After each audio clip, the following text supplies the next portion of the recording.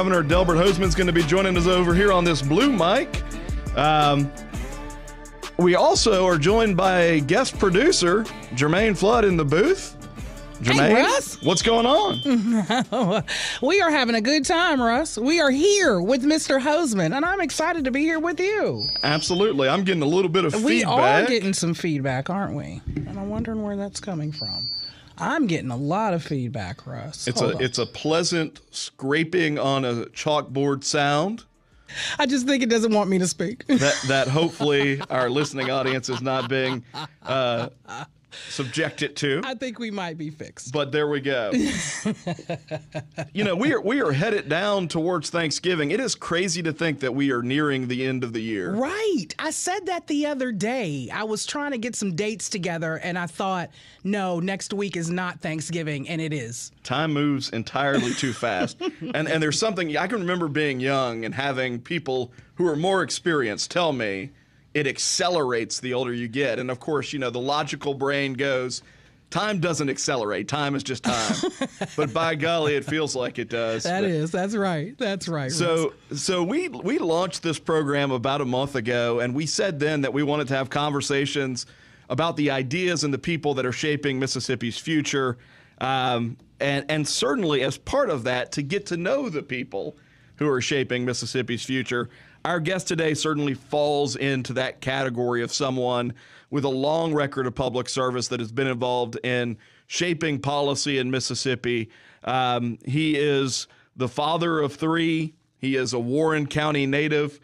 He is the husband of Lynn, and he is the 33rd Lieutenant Governor of the state of Mississippi, Lieutenant Governor Delbert Hosemann. Lieutenant Governor, good to see you. It's great to see you. How have you been? I cannot complain because I find it does very little good. Well, it's a beautiful day to be in Mississippi, Russ. It is a beautiful day to be in Mississippi. We're finally starting to get a little touch of chill in the air, which is nice. It's about time. Duck season's fixing to start a week from now, and all my duck hunting buddies were a little nervous that we were going to be hunting in shorts, but apparently not, so it's good. Yeah, I forget. You're a big duck hunter, aren't you? I'm a big duck hunter trier. Yeah. We started, 50 years ago, and, we have a lab retriever, and we go up and hunt, and then now I do a lot of work building these deer plots and stuff on my property, and I do all of the tractor work and planting. I don't shoot anything anymore. I just like to watch them come out and have do all the work that goes with it, and watch the leaves fall from the trees and the deer come out, and it's just an awesome thing in Mississippi. And sometimes I'll sit in a deer stand and just watch that. Like I say, I really don't shoot anything anymore, but there'll be turkeys out there, they'll be roaming through there, and raccoons and deer, and just watching the world wake up. It's really neat. There is something about the solitude of being in the woods and the peace of being in the woods. Yeah. We live in such a connected world, right? I mean, we're constantly on our phones. We're constantly checking social media and whatever. Yeah. And there's real peace that comes from just being out in nature, even if you're not going to take a shot, just being out there. So, and just watching the world wake up and how they live their lives and go along, and it's just to me it's cathartic. So maybe that's a good word for it. No, I get it.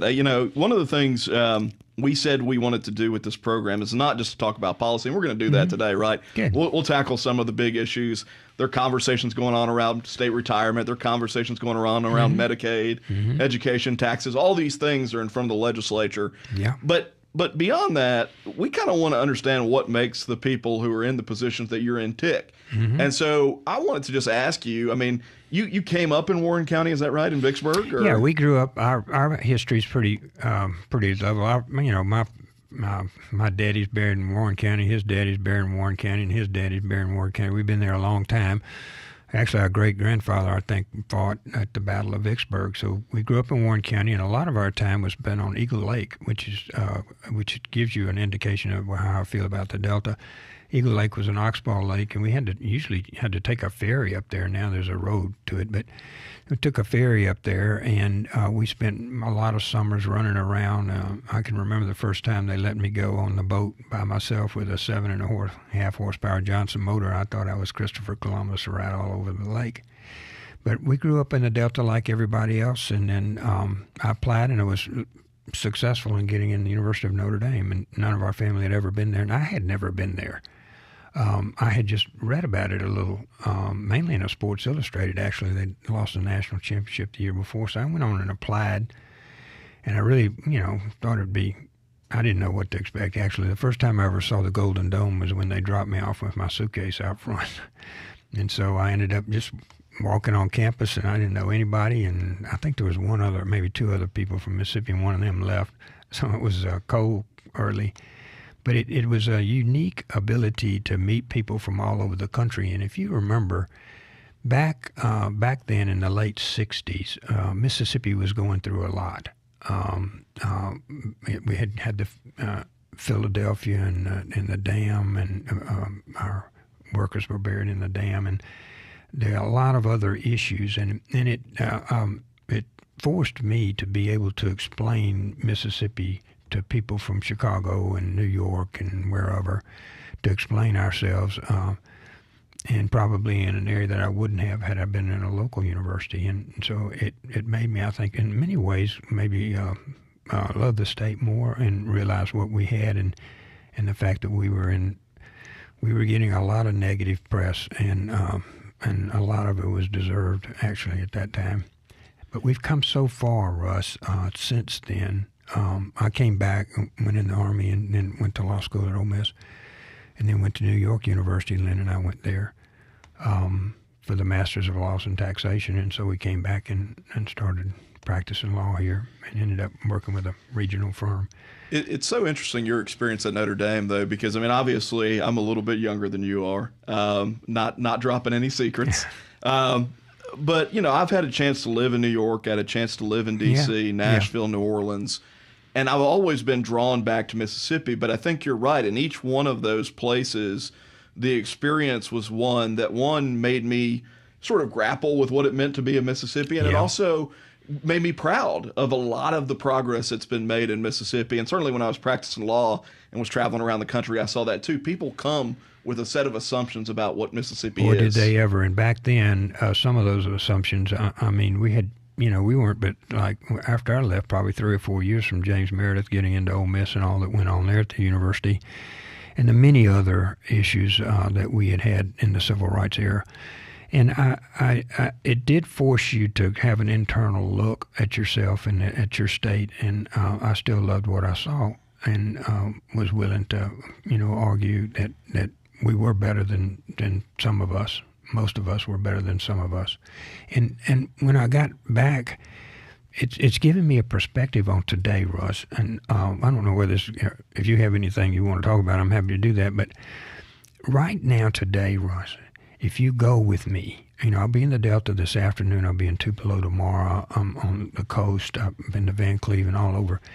All over, we are building.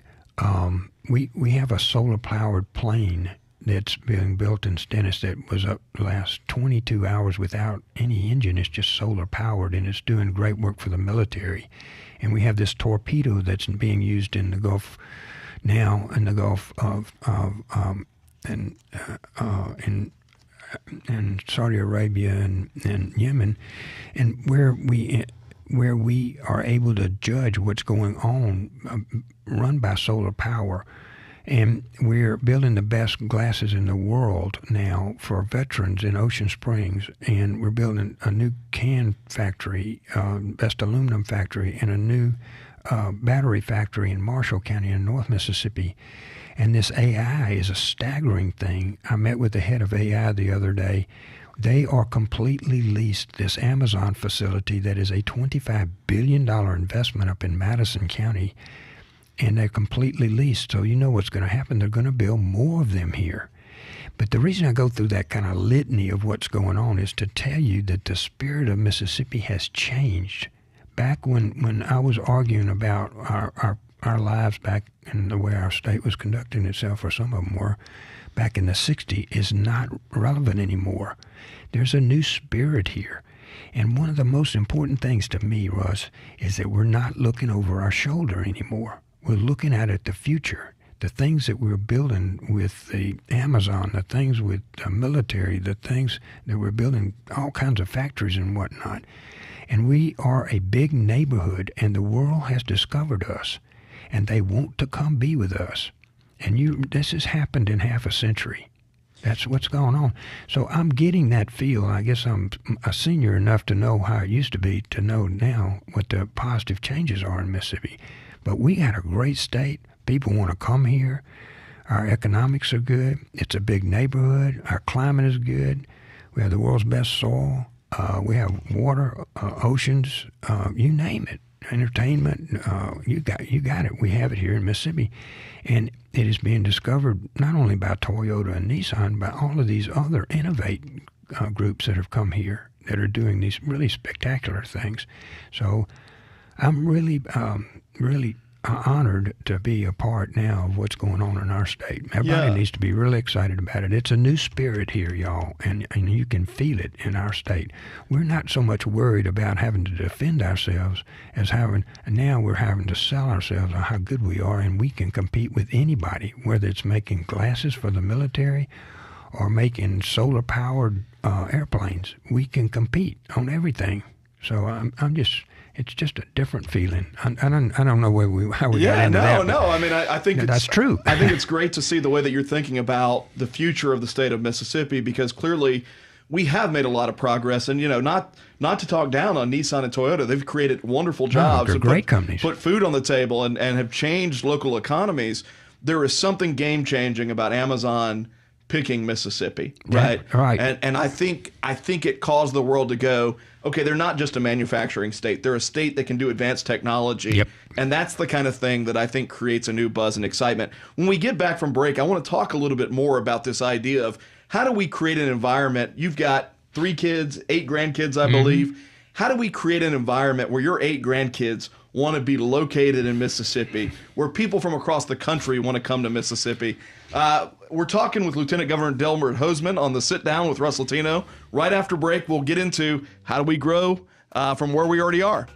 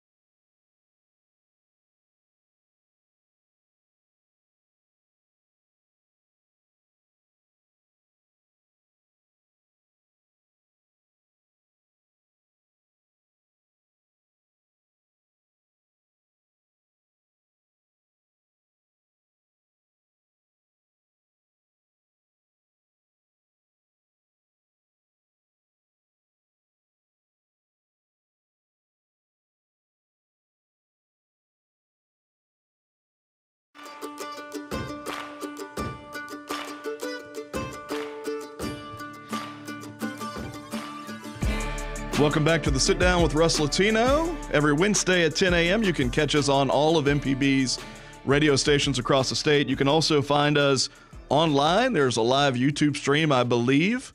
Is that right, Germaine? Yes. So we're live. I'm quick, Russ. We're live on YouTube, which is, fancy. Yeah, I'm watching it right now, and you look great on camera. Well, we know that's not true. Mama always said I had a face for radio, but we're going to do it anyway. And then we've got the podcast too. You can download the podcast if you're not able to catch every every Wednesday. We're talking with Lieutenant Governor Delbert Hosemann. I should say before we get back into the conversation, too, and people may not be aware of this, we're coming out of an election cycle where I think a lot of people have election fatigue. But in Mississippi, there are two important runoff races that are happening the Tuesday before Thanksgiving. One of those is for a Supreme Court spot in the central area of Mississippi between incumbent sitting Supreme Court Justice Jim Kitchens and one of your colleagues in the Mississippi Senate, Jennifer Branning. And then down on the coast, there is a runoff for a Court of Appeals seat between sitting Chancery Court Judge Jennifer Slogel and Amy St. Pei. Both of those are important races. I mean, the judiciary is an important part of the government in Mississippi. Given the proximity to Thanksgiving, turnout could be low. Just remember that those are races that are worth going out and seeing. And you obviously work with one of the candidates in we the did. Senate. Jennifer was the one in the Senate. The lieutenant governor is given the ability under the rules to appoint their chairman. I appointed her head of transportation, which is a huge job. When y'all hired me the first time, we were doing $1.1 billion in infrastructure in Mississippi. This year we did $2.2 billion. 3 new capacity projects up in North Mississippi. Another one was coming in Central Mississippi, the Gluckstadt to Madison, expanding Interstate 10 on the coast, Diamond Head turnaround. A whole bunch of different things are going on that we put money into, and she was a very integral part of running that down, getting it organized, and also pushing it through to get that additional funds for infrastructure. She just did a great job. So before break, I won't say we were waxing poetically, but it was close to it, about the progress that Mississippi has made in your lifetime and kind of the experience that you've seen. And you kind of recounted some of the economic development progress that's been made recently. One of the things we see nationally is that states like New York, Illinois, and California are actually losing huge swaths of population. They're going to lose congressional seats. They're going to lose electors in the presidential contest. And a lot of those folks are moving south.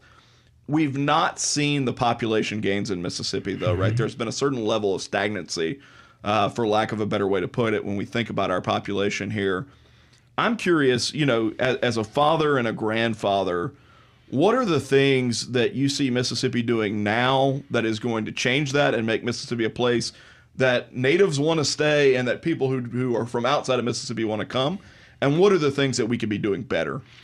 Well, the recipe has many ingredients. And I will just tell you, and I'll tell you what mine are. And you're right about this. Every decision I make is how are we going to keep my grandchildren here in Mississippi and have them have an economic life. And, their personal life, the ability to fish and hunt and whatever, it's all here. But no, we want to make sure they have an economic life. So the way I did this in my own thought was 2 or 3 things. One, we had to do better at public education, Russ. 90% of our kids are in public education. That's just a fact. And so we had to get teachers to teach our kids. That was number one. So we raised teacher salaries hundreds of millions of dollars. Finally, they're getting close to what they ought to be getting paid anyway. But that was the future. They've got to teach our children. We needed for our kids to start earlier. Now we have 6,000 children in pre-K in Mississippi. Then we had the 3rd grade reading gate, which was before my time. Then we did career counselors, Russ. That's a huge thing for Mississippi. We start out with 80 of them, but now every school district has a career counselor that goes with these juniors and seniors and asks them, what are you going to do? Not so much who are you taking to the prom, but what is your economic future looking like? And we're getting rave reviews. These kids, we have a lot of single-parent households in Mississippi, quite frankly, and so these people now have somebody to talk to about they really want to be a nurse. And how do I be a nurse? Maybe I'm the first one in my family. And they'll tell them the courses to take and how to get in a community college and whatnot, or whatever university they're going to. So we're setting them up here where they can go all the way from pre-K through having someone guide them in their life decisions about where are you going to go and whatnot. This year we'll have last dollar tuition free community college. So I wanted to take our children and get them educated all the way through community college at no cost. So I think that's the future, is having an energized and educated workforce. So that was number one. Number two that you wouldn't think is a part of this is we started paying down debt. Now, we paid off $1.2 billion of the state's debt since you hired me. By the time I leave office, we will have paid off $2 billion in state debt, a little less than half of it. Now, why are we doing that? Well, the easy answer is, of course, because we don't have to pay as much interest. If I don't have to pay, $1 billion, $2 billion at 4% is still hundreds of millions of dollars. So we can save interest. Certainly, that's a positive thing, but it leaves us nimble, Russ, because eventually the country right now is $35 trillion in debt, and we are going to do about another $2 trillion this year. Now, none of the presidential candidates of whatever stripe have started talking about the debt. But if we keep growing in the debt like we have, there's 3 or 4 things that are going to happen. One, they've got expenses, and the big 3 are military, Social Service, Social Security, social services, health care, that kind of thing. Or they got to print more money. And when they print more money, then our dollars are worth less. So what I want to do is position ourselves financially, just like you do your own home. If we don't have a credit card bill, then we're pretty nimble if something happens. If a child gets hurt or the car gets wrecked, we've got enough to be able to do that. If we get with the federal government, we're a big net receiver from the federal government. If I can get us to where we are nimble in our debt, then if the federal government starts to reduce in any of these categories, we're able to step back into it. So I think that's an important part of this recipe that you look at. The other is taxes, of course. We've reduced taxes, as you know. We continue to eliminate the income tax. The franchise tax is being eliminated. We want to do a grocery tax this year. So you're seeing all of those. But for us to succeed, we have to have the state prepared with an educated workforce. Now, we've devoted $40 million a year under the Senate's leadership inside the House to preparing sites for these companies to go to. Now, when they say site ready, they want to be able to start construction next week. They don't want to say, I'm going to level the ground and stuff. So we've been doing that, and the governor just released about 40 different new sites that we have in Mississippi. So educated workforce, less debt, sites ready to go, less taxes. That's a recipe that ends up generating back people coming here to work here and live here. So you covered a lot of ground just now. I kind of want to get into some of these areas because I think they're important. I think they're on a lot of voters. Let me give you one other topic about this because you're on it, and then we'll get into all of your questions. There's a man that runs the Amazon AWS stuff out here that they're building. That's a $25 billion investment in Mississippi. $25 billion. They're going to hire almost 1,000 people out there to do their work. And they're building these silos that they full of computers, and their electricity needs are huge. So we're working on energy and small nuclear reactors. We had hearings about that this time. But when I talked to Mr. Walker about this, do you know what he told me? They haven't even finished. They won't finish for another year. They're fully leased up. They don't have any more space to lease out there. Yeah. So what are they going to do? They're going to build another one. And we want them to build them right here because they will generate more and more companies. So when you get your foot in the door like this, Russ, from there spawns all kinds of other things. Now, I'm going to stop about that. Obviously, I'm enthusiastic about it. No. I think certainly if you look as an example, take Walmart, completely different industry, but if you were to look in Bentonville, Arkansas, what you would see is Walmart being the hub there has brought in all of these other companies who need to be around Walmart. And so there certainly is an opportunity with a company like Amazon. The more they invest in Mississippi and see it as a sort of a central location for themselves, you're going to see other vendors coming along them. So you mentioned several different sort of issue sets, and I figured it might be worthwhile to kind of take them one at a time and kind of talk through. Okay. Starting with education, I know that obviously the state's made a big investment in teachers. The state made a big investment in changing the education funding formula. We did that last year. You see with President Trump coming into office a conversation around how do we give parents more options and more choices. We've certainly have seen in Louisiana, Arkansas, and Alabama that they've moved towards education savings accounts as one way to give parents options about where and how their kids are educated. There is a perception, and I don't know if this is true or not. I want to give you a chance to respond to it. There's a perception that the Speaker of the House and the governor are interested in doing something similar, and the Senate is sort of standing in the way of that. How do you respond to that kind of criticism? Well, I think the Senate is the most progressive one. Okay, explain what you mean. Well, it's just that. In public education, Russ, you have to fund it. Now, where you take money away from public education for whatever other reason, then you don't fund it. Now, the more we have to fund it adequately. You're not excessive. I think this year you'll find the Senate being in favor, and I will be in favor of having it where kids young men and women can transfer between public education. I think that's important. Now, when I go out to schools, which I do a lot, I've been in Van Cleve and Ripley in the last month. I'm all over Mississippi. I've been in Brookhaven and Oak Grove, Murrah, all over. I go to these schools and talk to these principals about how we're going to do this where our kids can matriculate to the best education their parents think they ought to be in. And there's some issues with that.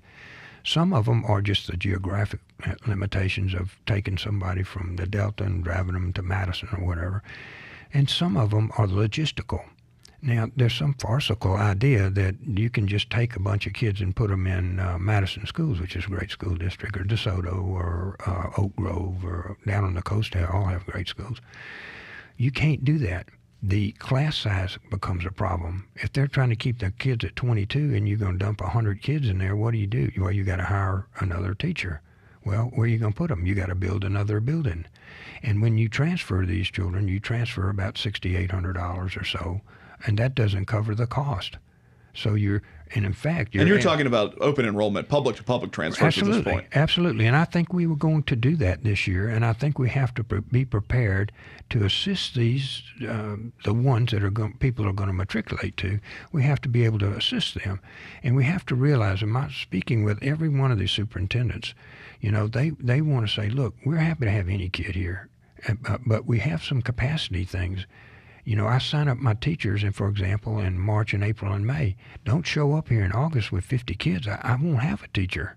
So there's logistical problems to do this. You can't just poof it and make it happen. So I think you'll see us taking a strong, organized way to look at a way to have public-to-public transfers of people. I think that's important, and we'll be for that. Now, there may be some things we have to do to assist these schools that are going to have these additional young men and women come to their educational opportunities. And that's fine, but you don't just drop it on a school district that may be successful and say, well, you got to add rooms, a teacher, and all this other in August. They can't do that. I mean, it takes years to be able to do that. So I think the logistical part of it needs to be addressed.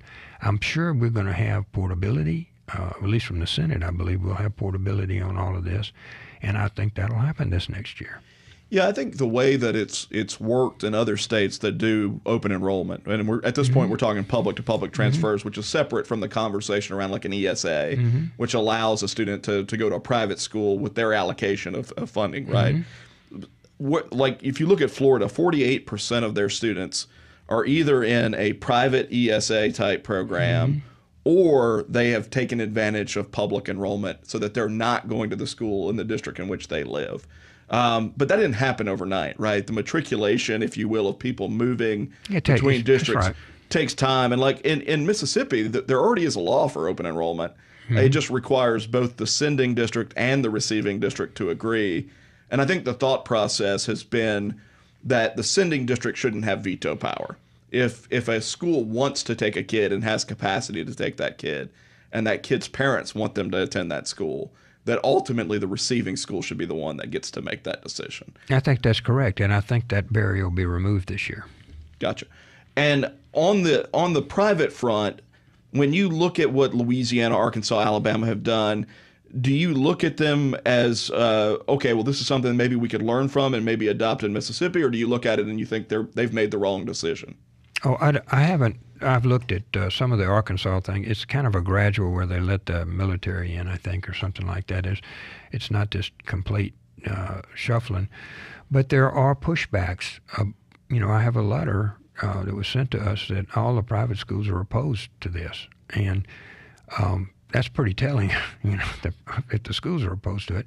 And when I talked to them, I didn't take that correspondence just on face value. I went and spoke to private schools, different ones, about, okay, how would this work? How would this work for you? And let me tell you some of the things that I was told. For example, well, we would accept some kids, but we'll have to test them in. Well, how do you mean test them in? Well, we have a criteria here. We believe our kids are at the 8th grade level. If the kid tests as a 6th grade level, they'll have to go back 2 years. Well, you know how well that's going to be received. So you have to test them in. I thought that was interesting. And then one of them said, if we get additional money, we'll raise the tuition. I said, oh, okay. I can understand that. Yeah, we can use more money, so we'd raise the tuition. Another one said, one thing I'll tell you, I want no strings. Not be any strings on that, anything we get.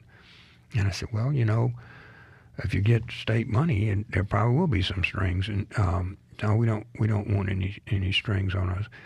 Then we got down to the real numbers. And, I'm not going to quote the schools, but I think you could probably figure them out. The ones I've talked to are around Jackson area.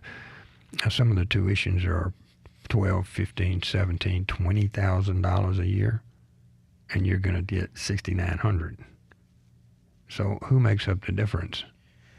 Certainly not the parent, because if they had a bunch of money, they'd have moved out to somewhere anyway. But so it becomes an economic issue too, Russ, not just some theoretical issue, because there's a giant gap between what their tuition is in these private schools around here anyway. Is your sense that the same impediments or arguments wouldn't be in place in places like Louisiana, Arkansas, Florida, Arizona? I can't speak to them. I talk to superintendents in private schools in Mississippi, and they what I'm replying to you is what they tell me that they're doing. I can't tell you. Louisiana has heavy parochial school, a lot heavy Catholic schools down there. So I don't know what matches and what doesn't match. All I can tell you is what my people are telling me, and when I go to see superintendents in public schools here, and I've spent a lot of time in them, and also what I hear from private schools when I speak to them, and I've spoken to a number of them, both parochial and Christian academies and things like that. So you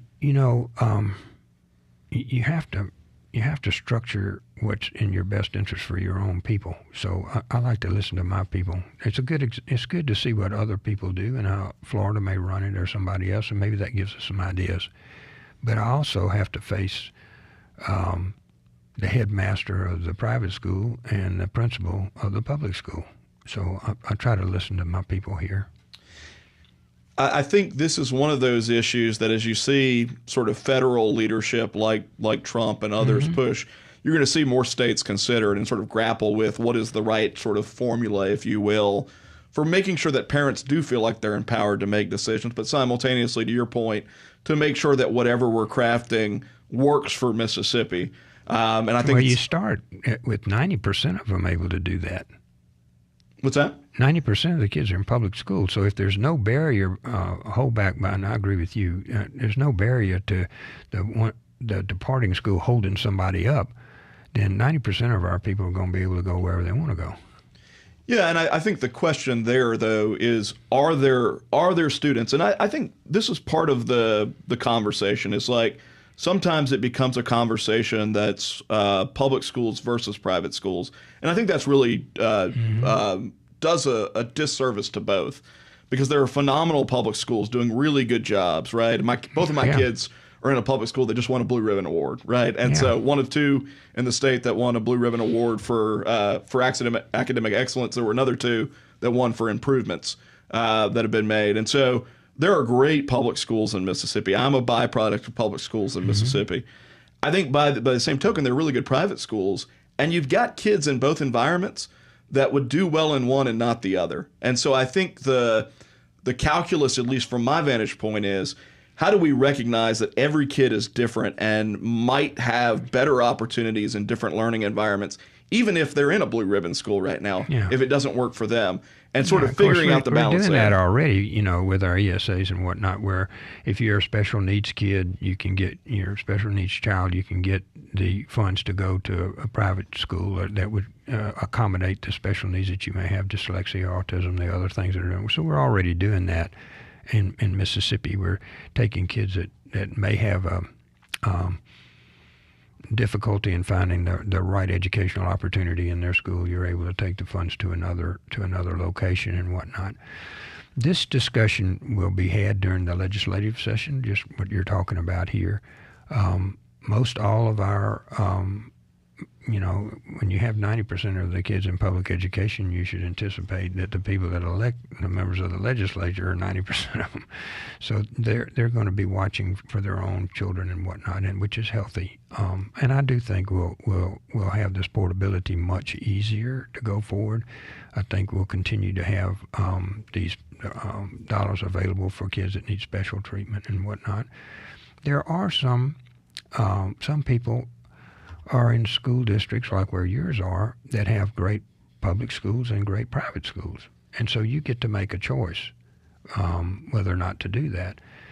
But you have the ability to go to a good public schools. Where you really have problems is where they're not good public schools. Yeah. That's where we need to be watching what we're going to do. It's not that you have a great public school that gets a blue ribbon, and down the road from when the one you're talking about is a private school that does very well. I was in it. And so the other day, talking to them about just this thing, they basically can't take anybody else, by the way. But regardless of that, I was down the road talking to them. So you have a choice.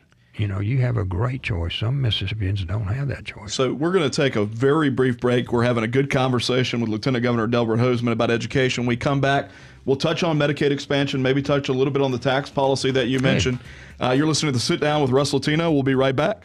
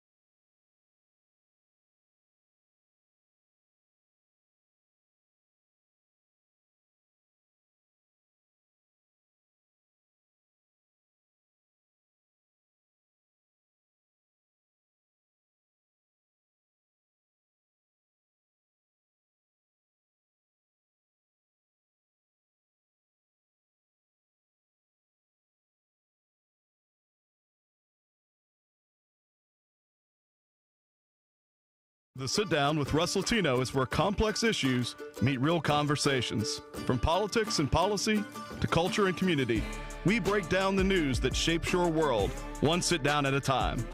If you're ready to dig deeper and go beyond the headlines, join me, Russ Latino, every Wednesday morning at 10 for The Sit Down on MPB Think Radio.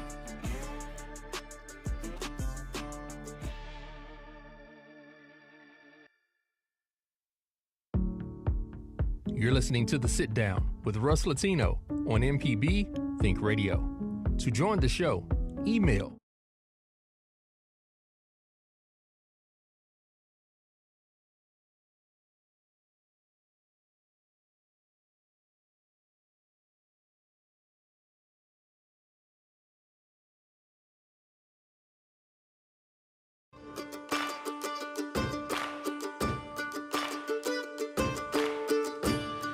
Welcome back to The Sit Down with Russ Latino. We're talking with Lieutenant Governor Delbert Hosemann. Really interesting conversation about sort of what's in front of us as we think about education policy. I want to shift a little bit. Obviously with President Trump getting reelected, the Grover Cleveland of the modern era, non-consecutive terms, he's got his own ideas around healthcare policy. How do you think his ascendancy back into office impacts the debate that's been occurring around Medicaid expansion in the state? Well, it helps the policy of the Senate. We wanted to have health care for working people. I think that's really important. we have a lot of businesses, small businesses in Mississippi that struggle, to make ends meet, and they provide great service and employment, and, oftentimes 5, 10, 15 people working for them. So they can't afford health care. We had one example of a church in Philadelphia, Mississippi, that had a wonderful daycare but couldn't afford health care because it'd be too expensive for parents to be able to leave the children there. So people that are working, I think, deserve for us to be able to provide them with health care. And the way it was structured by the Senate was to have it paid for by a fee on managed care companies, a 3% fee. That fee actually produced more revenue than the actual cost of covering these people. Now, if you cover just to the 100% of the federal poverty rate, you cover that, it's about $75,000. If you go up to 138%, which is, 31, 40, 38,000 or so, depending on the number of members of the family, it will cover about 200,000 Mississippians. So I think that's where we're headed.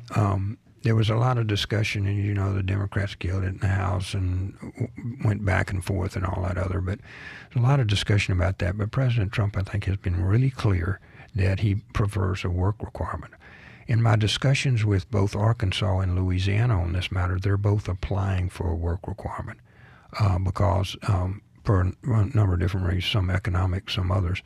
But I think a work requirement is what we ought to be doing. And if you want health care in Mississippi, you can get a job. I mean, we got 2% unemployment and only 54, 55% now. It's up a little bit, labor force participation rate.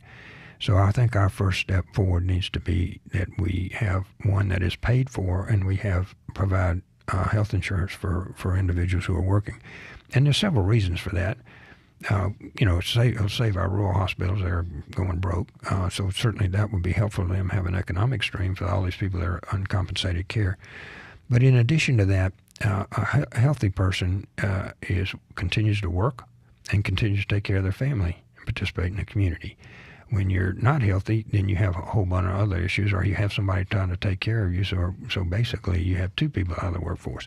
So I think giving health care that's paid for by an outside party is something that Mississippi ought to do, and I think it'll pass the Senate again this year. Having President Trump's imprimatur on his way to do it, which is having a work requirement, I think is very helpful to us. So last year, I know there were really two different plans, and towards the end of session, obviously, there was a lot of tinkering back and forth.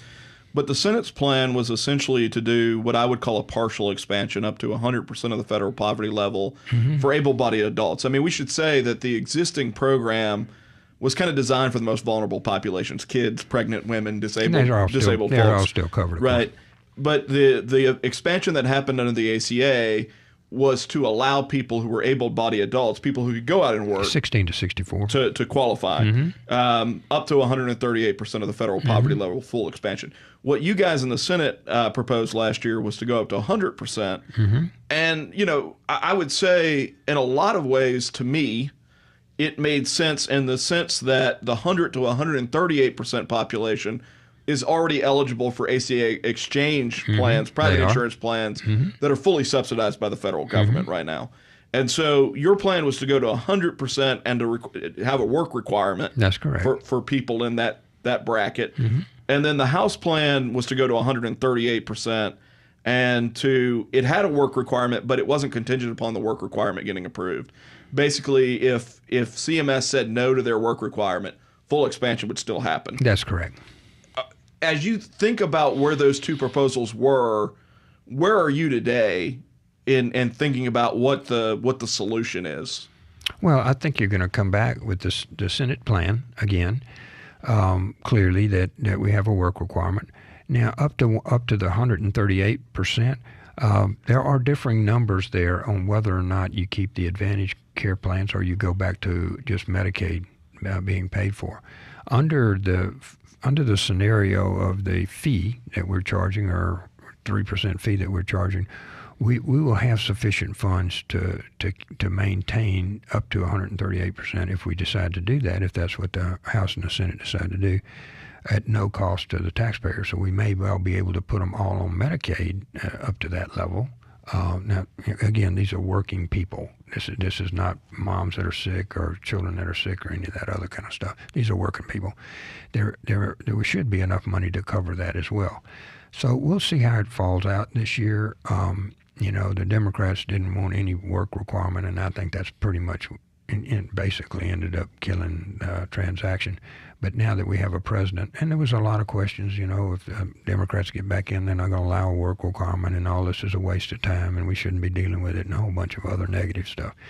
But now that we have a president that has approved work requirements, I'm pretty confident they'll approve ours, and so I think we can proceed on without the handicap of not knowing what the election results would be. Yeah, and it's as we talk about who ultimately pays for it. I mean, I do think it's a fascinating question because at some level, taxpayers obviously do pay to the extent that the program is federally funded. Mm-hmm. And you talked earlier about $35 trillion in debt. Mm-hmm. A lot of that actually is funding things like healthcare right now that we're effectively using other debt social services. Absolutely. Yeah. So they do, and it's not just like funny money for us. So our funds came from the managed care company's fees. So we didn't rely on them to do that, and that goes back to the debt discussion we had earlier in the program. Yeah, no, and those managed care companies, though, they get their revenue based off of what? They get a percentage of the Medicaid dollars that they. Mm-hmm. Okay, gotcha. Obviously, tax policy is a big part of the conversation right now too. Are you guys? Do you think you're moving towards a sort of slow elimination of the income tax? I know you mentioned the grocery tax. How are y'all thinking about that issue? Well, we're moving towards the elimination of the income tax. We eliminated the tax 3% rate or 4%, whatever it was. We eliminated the 5%. We went to 4.7. We'll go to 4.4. Then we'll go to 4, and that's over the next 2 years. And then in addition to that, we've eliminated the franchise tax through 28, as you know. And now I really want to address the grocery tax. I think that's something that's too high in Mississippi. So I'm hopeful that we'll start the process of reducing the grocery tax, just like we do everything else. And by going in a structured manner, 3/10, 4/10 a year, that kind of thing. Well, you'd have to do the math, but within probably 10 or 12 years, we wouldn't have any income tax anymore. It seems like there's consensus then around that idea that the goal should ultimately be the elimination of the income tax. You think between what'll happen? Of course, I'm term limited, so I'm going to eliminate. I want to ask you about that in a second. Yeah, I'm eliminating it every year. So I'm hopeful whoever the next lieutenant governor is would take my opinion and continue to eliminate the income tax. But it's not the elimination only. There's two sides to every balance sheet, Ross. I mean, it's the income side and the expense side. Now, we've downsized state government from like 26,000 employees to like 24,000 employees. And so you have to watch the expense side as well as the income side in order to do that. There's an inflation number that's coming that's very helpful, but we need to be looking at how government is organized and how we're providing the services. And we've started that already, as you've probably seen the hearings. Senator Johnson has started those. But we need to watch the expenses too. You can accelerate the reduction of taxes if you do two things. If you have more income coming in by more people working, which we just already discussed at length, or you cut expenses. That's the two that will allow us to get there faster. So eventually, obviously not during my term, but during successors' terms, I anticipate and I hope they'll continue to do what I've done. So you mentioned that you're term limited. Mm-hmm. Obviously, there's always a lot of buzz around your name. Talk about whether or not you run for governor in a few years. As we sit here today, where is your mind on what's next for Delbert Hosemann? What's next for me is January the 7th. I am so enthusiastic about where we are right here, and I need to be focused on that. Now, I am term limited, and, discussions are going on and all that other kind of thing. But I don't know that I make that decision as much as the people in Mississippi make it. I enjoy working. I enjoy working for us. I'm still amazed that I've got an office in the Capitol. I still walk up in there. I say, I can't believe they people hired me to be here. I mean, I'm from Warren County, man. How'd I get over here? So I haven't lost my enthusiasm for that. And as long as people want me to keep working for them, I want to keep working for them. I think people in Mississippi will make that decision, and it'll be based on whether or not I do a good job for them, like everything else is. So we have made the close of the show an attempt at a Mississippi Inside the Actor Studio, where we ask you 5 quick questions and get a response. So I want to do it with you today. Stephen Colbert does that, and all these other guys. I'm not as good as he is, but we're on in Mississippi, so we'll do a Mississippi version. Sweet tea or unsweet tea? Unsweet for me. You're like the first person to say unsweet tea. That's why you're in good shape and you run marathons. You're driving down the interstate. You're jamming out to something on the radio. You look down at the speedometer. You're going, let's say, 90 miles an hour. I don't go 90 miles an hour. Well, let's just say maybe theoretically How about 69, you are. but it would be the same answer. All right. Yeah. Who are you listening to? Fox Business. Fox Business. Mm-hmm. Man, that's serious. Every day I read the Wall Street Journal, and I learn a lot from that. I'll listen to Fox Business, and I listen because so many decisions that I have to make involve economics. So cornbread or biscuits? I take both. Take both. What are you reading right now? Well, one is about 3 of them. Bill Crawford's book on the Republican is very interesting to me. I'm reading the book on all the Civil War battlefields in Mississippi because we're building a new Civil War center in Vicksburg. I'm reading James Madison's book. I've tried to read every president's book. I'm bad about having 3 or 4 going on at the same time. I like the political history. The Civil War history is very interesting because we're trying to do a really big new deal. We're going to be better than Gettysburg over in Vicksburg. So Thank you. We've been talking with Lieutenant Governor Delbert Hosemann. You've been listening to Sit Down. Germaine, thanks for you in the booth.